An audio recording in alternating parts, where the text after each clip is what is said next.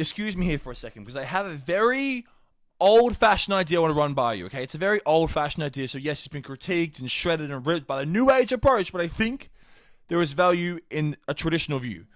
Okay, we saw Game 3. Game 3 was disgusting basketball from the Celtics' behalf. They were just handing the ball over to the Miami Heat defenders. It was just bad basketball. What was interesting was what Coach Ime Udoka said after the game. He said, he put it all on the players. He said that they're complaining and they're whinging and they're moaning and they're sooking it took them out the game. He put it on them. You know who would never say that, ever? Brad Stevens. Brad Stevens, and that was just who Brad was. Brad, if they lost, it was all on him. If they won, it was all on them. No credit for Brad.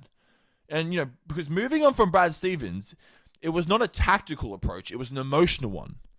Then we saw what happened in Game 4. The Celtics, they came out and they were just firing. They were lazy in from the get-go. They showed how clearly to every single body, including the well-rested Warriors, that when they are firing, when they are feeling themselves, they might be the best team in the league. They might win the championship, okay? Now, we weren't saying this year. No, that wasn't always the case. I remember the Celtics being a pile of stinking garbage. A pile of stinking garbage in February. Just not long ago, February. So what happened? Well, Coach Ime Udoka, he never changed his tone. He never withered his message. He was always calling the players out for not playing well. Now, I know the Celtics are in the conference finals right now, so like the metric of how we judge coaches, he might as well be the king of England right now. First year head coach in the conference finals. But in early February, there were many people calling for this guy's, dismissal. First year head coach with a talented young core, and everyone's playing awful, and everyone seems miserable, and everyone's calling themselves out. And to make it much worse, the coach is calling the players out to the media. Coaches have been fired in their first year for much less. Now, we know Brad Stevens was a phenomenal coach. No one's disagreeing with that. But to use the very much repeated car analogy, we knew we could drive a Honda. We knew we could drive a Ford. Could he handle a Lamborghini? Could he handle a Ferrari? That is a different question. This played a part. That very much played a part in the Celtics going in a very different direction with Coach Ime Udoka. A whole new approach.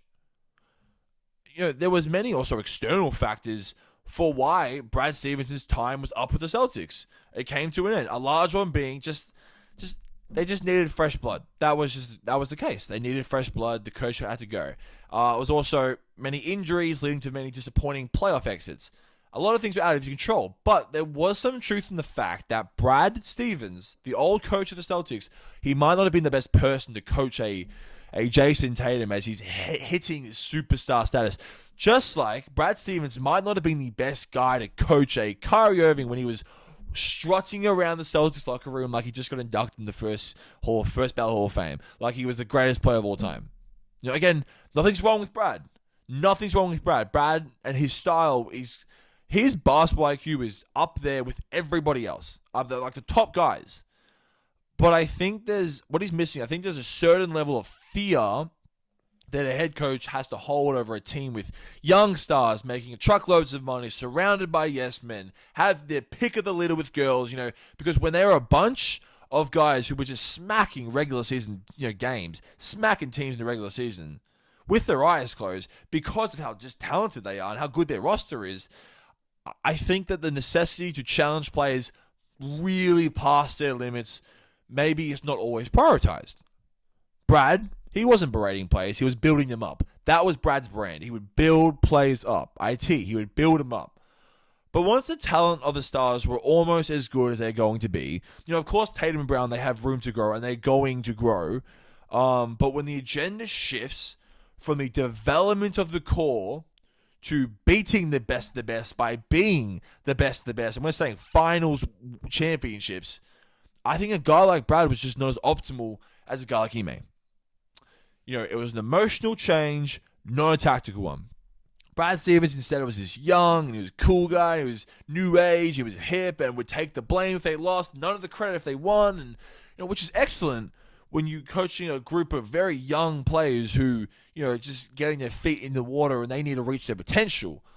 But I don't think he was, quite pushing limits like Ime was. You need a guy like doing that constantly. I mean, Jordan was that guy when he was... Jordan and Kobe, for that matter, was that guy when they were being coached by the Zen Master. Like, he was the guy on everyone's toes, feared by everybody.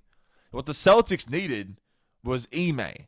It was a perfect guy to deliver what they needed. Now, this was also on the Heat, this Game 4 loss, who just fell off the map. But also, that first quarter, it was not, the most accurate representation of how, far apart these teams are. But the result was, the Celtics are the better team. They just are the better team. They blew Game 1. They blew one quarter in Game 1.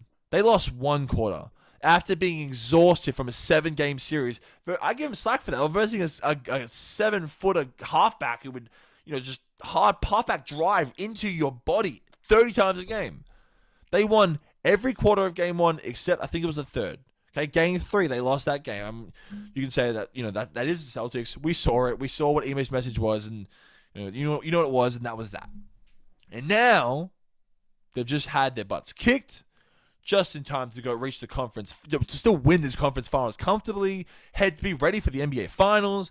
Just like, after a while, beating the players down and putting the losses at their feet, it caused a switch in the regular season. Ime is a guy who flips switches. Brad, maybe he was not necessarily that guy. Okay, thanks for watching. Like and subscribe.